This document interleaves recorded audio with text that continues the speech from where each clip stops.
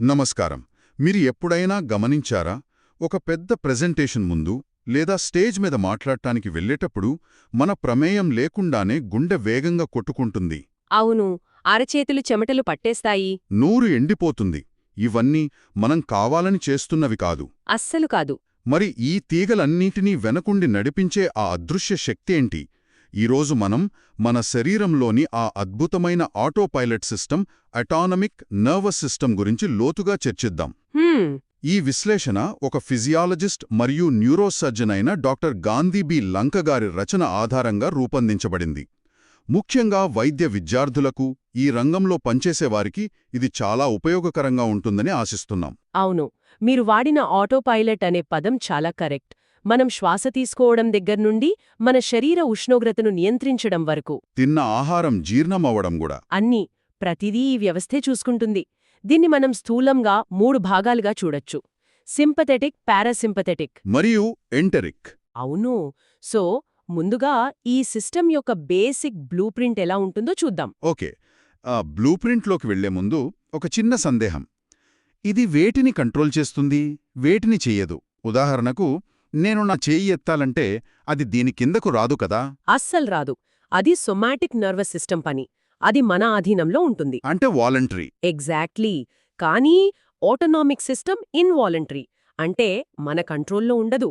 ఇది మన గుండె కండరాలను, రక్తనాళాల గోడలలో ఉండే మృదు కండరాలను, గ్రంథులను, ఆఖరికి కొవ్వు కణజాలాన్ని కూడా నియంత్రిస్తుంది. దీని ప్రధాన లక్ష్యం ఒక్కటే: హోమియోస్టాసిస్. హోమియోస్టాసిస్ అంటే అంతర్గత సమతుల్యతను కాపాడటం. అంతే. బయట పరిస్థితులు ఎలా ఉన్నా లోపల మన శరీరాన్ని స్థిరంగా, బ్యాలెన్స్డ్గా ఉంచడం అన్నమాట. సరే, ఇప్పుడు నిర్మాణంలోకొద్దాం. ఈ సొమాటిక్ సిస్టమ్ కన్నా ఇదెలా భిన్నంగా ఉంటుంది? మంచి పాయింట్.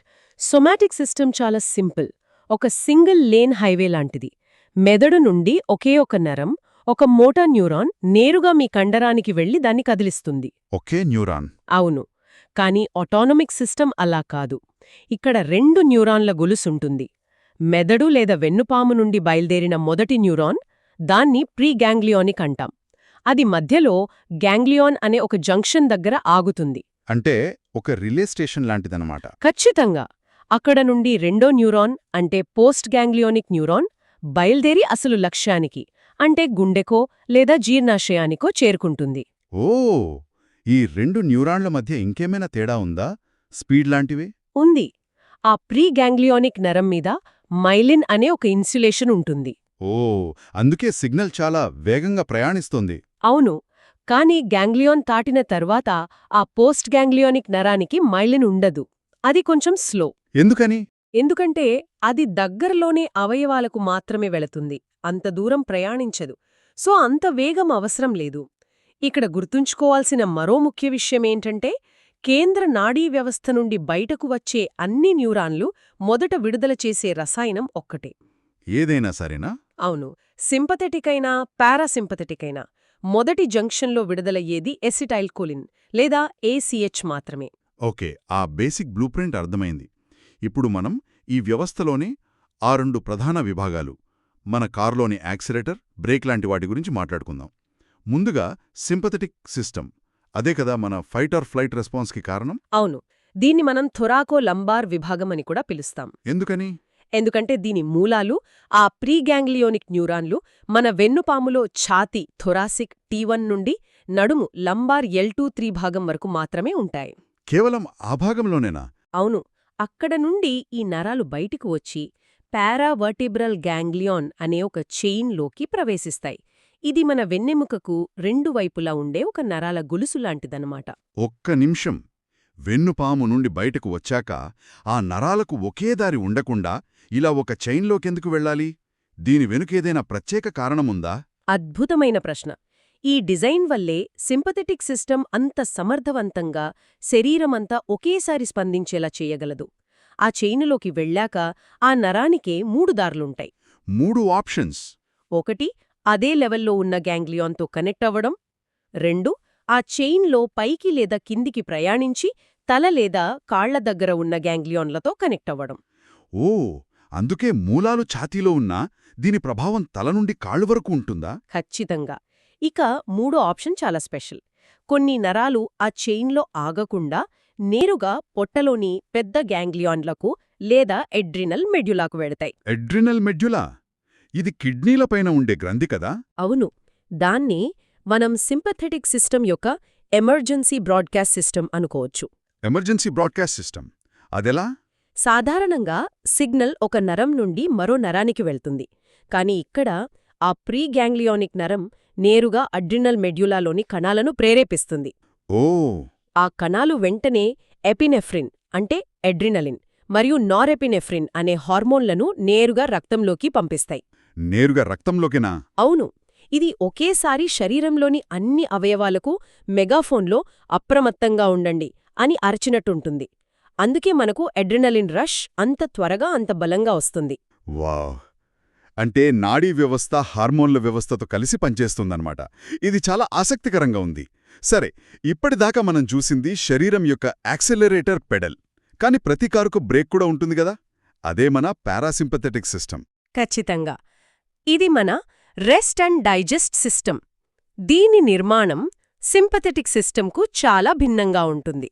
అందుకే దీన్ని క్రేనియోసాక్రల్ విభాగం అంటారు. క్రేనియోసాక్రల్ అంటే మెదడు మరియు వెన్నుపాము చివరి భాగం. అవును, దీని మూలాలు కొన్ని కపాలనాడులలో 3, 7, 9 మరియు 10 మరియు వెన్నుపాము యొక్క చివరి భాగం సేక్రల్ S2, S4లో ఉంటాయి. వీటిలో ముఖ్యమైనది వాగస్ నరం అంటారు కదా? చాలా ముఖ్యమైనది. ఆ 10వ కపాల నరం ఒక్కటే మన గుండె, ఊపిరితిత్తులు మరియు జీర్ణ వ్యవస్థలో చాలా భాగాన్ని నియంత్రిస్తుంది. ఇక సేక్రల్ భాగం నుండి వచ్చే నరాలు మన మూత్రాశయం, పెద్దప్రేగు చివరి భాగం, జననేంద్రియాలను చూసుకుంటాయి. ఇక్కడ డిజైన్లో ఉన్న అసలు తేడా ఏమిటంటే ప్రీ గ్యాంగ్లియానిక్ నరాలు చాలా పొడవుగా ఉంటాయి. సింపథెటిక్లో లాగా కాకుండా. కాదు, ఇవి నేరుగా లక్ష్య అవయవం గోడల వరకు ప్రయాణించి అక్కడే ఉన్న చిన్న గ్యాంగ్లియాన్లలో అంతమవుతాయి. దాంతో పోస్ట్ గ్యాంగ్లియానిక్ నరాలు చాలా చాలా చిన్నవిగా ఉంటాయి. దీనివల్ల చాలా టార్గెటెడ్ స్పెసిఫిక్ కంట్రోల్ సాధ్యమవుతుంది. ఎగ్జాక్ట్లీ. సింపథెటిక్ ఏమో శరీరమంతా ఒకేసారి స్పందించేలా చేస్తే, ఇది మాత్రం ఒక్కో అవయవాన్ని విడివిడిగా నియంత్రించగలదు. సరే, ఈ రెండు సిస్టమ్స్ యొక్క వైరింగ్ డయాగ్రామ్ అంతమైంది. కానీ ఈ నరాలు అవయవాలతో ఎలా మాట్లాడతాయి? ఇక్కడే గదా ఆ న్యూరోట్రాన్స్మిటర్ల పాత్ర వచ్చేది? అవును, ఇక్కడే అసలు మ్యాజిక్ ఉంది. కానీ ఆ మ్యాజిక్ న్యూరోట్రాన్స్మిటర్లో లేదు, అది పనిచేసే రిసెప్టార్లో ఉంది. ఒకే తాళం చెవి వేర్వేరు తాళాలను తెరుస్తుంది. ఒక్కో తాళం వెనుక ఒక్కో రకమైన గది ఉంటుంది. అంతే. ఉదాహరణకు పారాసింపథెటిక్ సిస్టమ్ విడుదల చేసే రసాయనం ఎసిటైల్ కోలిన్, ACH. ఈ ACH అనే తాళం చెవి గుండెమీద ఉన్న M2 అనే మస్కరినిక్ తాళాన్ని తెరిస్తే గుండె వేగం తగ్గుతుంది. అంటే అది బ్రేక్లా పనిచేస్తుంది. ఓకే, గుండెమీద బ్రేక్. అదే ACH మన జీర్ణ వ్యవస్థలోని మృదు కండరాలపై ఉన్న M3 అనే తాళాన్ని తెరిస్తే కండరాలు సంకోచించి జీర్ణక్రియ మొదలవుతుంది. అక్కడ అది యాక్సెలరేటర్. చూసారా? ఒకే రసాయనం, కానీ రిసెప్టార్ మారేసరికి ప్రభావం పూర్తిగా మారిపోయింది. అద్భుతం. ఈ యొక్క సూత్రం అర్థమైతే ఫార్మకాలజీలో సగం అర్థమైనట్టే. మరి సింపథెటిక్ సిస్టమ్ విడుదల చేసే నారెపినెఫ్రిన్ సంగతి ఏంటి? దాని రిసెప్టార్లు ఎలా పనిచేస్తాయి? సింపథెటిక్ సిస్టమ్ NE మరియు ఎపి అంటే అడ్రెనలిన్ లను వాడుతుంది. ఇవి అడ్రెనర్జిక్ రిసెప్టార్లపై పనిచేస్తాయి. వీటిలో ముఖ్యమైనవి ఆల్ఫా మరియు బీటా. Alpha, beta. ఆల్ఫా 1 రిసెప్టార్లు రక్తనాళాలపై ఉండి వాటిని సంకోచింపచేస్తాయి. అందుకే ఒత్తిడిలో ముఖం పాలిపోతుంది. రక్తమంతా కండరాలకు వెళ్తుంది కాబట్టి. అవును. ఇక బీటా 1 రిసెప్టార్లు ప్రధానంగా గుండెపై ఉండి దాని వేగాన్ని, సంకోచ శక్తిని పెంచుతాయి. ఇది ఫైట్ ఆర్ ఫ్లైట్కి అవసరం. ఇక బీటా 2 రిసెప్టార్లు ఊపిరితిత్తుల శ్వాసనాళాలపై ఉండి వాటిని వ్యాకోచింపజేస్తాయి, అంటే విడదీస్తాయి. ప్రమాద సమయంలో ఎక్కువ గాలి పీల్చుకోవడానికి ఇది చాలా అవసరం. అంటే ఈ రిసెప్టార్ల గురించిన జ్ఞానం వైద్యపరంగా చాలా కీలకమనిపిస్తోంది. మనం వాడే చాలా మందులు వీటిని టార్గెట్ చేస్తాయి కదా? ఖచ్చితంగా. ఉదాహరణకు ఆస్థమా ఉన్నవారికి ఇచ్చే ఆల్బిటరాల్ అనే మందు ఒక బీటా 2 అగోనిస్ట్. అంటే అది బీటా 2 రిసెప్టార్ను ఉత్తేజపరిచి శ్వాసనాళాలను విడదీస్తుంది. శ్వాస తీసుకోవడం తేలికవుతుంది. అవును. అదే అధిక రక్తపోటు ఉన్నవారికి ఇచ్చే ఎటనలాల్ ఒక బీటా 1 బ్లాకర్. అది గుండెపై ఉన్న బీటా 1 రిసెప్టార్లను అడ్డుకుని గుండె వేగాన్ని తగ్గిస్తుంది. అంత టార్గెటెడ్గా మందులు పనిచేస్తాయన్నమాట. అవును. మరి విషప్రయోగాల సంగతి, ముఖ్యంగా పొలాల్లో వాడే పురుగు మందుల వల్ల జరిగే ఆర్గానోఫాస్ఫేట్ పాయిజనింగ్. అది ఒక క్లాసిక్ ఉదాహరణ. ఆ పురుగుమందులు ఏం చేస్తాయంటే, మన శరీరంలో ఎసిటైల్ కొలిన్ ACHను విచ్ఛిన్నం చేసే ఒక ఎంజైమ్ ఉంటుంది. Acetyl cholinesterase. కరెక్ట్. దాన్ని శాశ్వతంగా పనిచేయకుండా ఆపేస్తాయి. అంటే సిస్టంలో తాళం చెవి ACHను తీసేసే మెకానిజం పాడైపోతుంది. దాంతో శరీరమంతా ACH నిండిపోయి రిసెప్టార్లన్నీ ఓవర్లోడ్ అవుతాయి. అవును.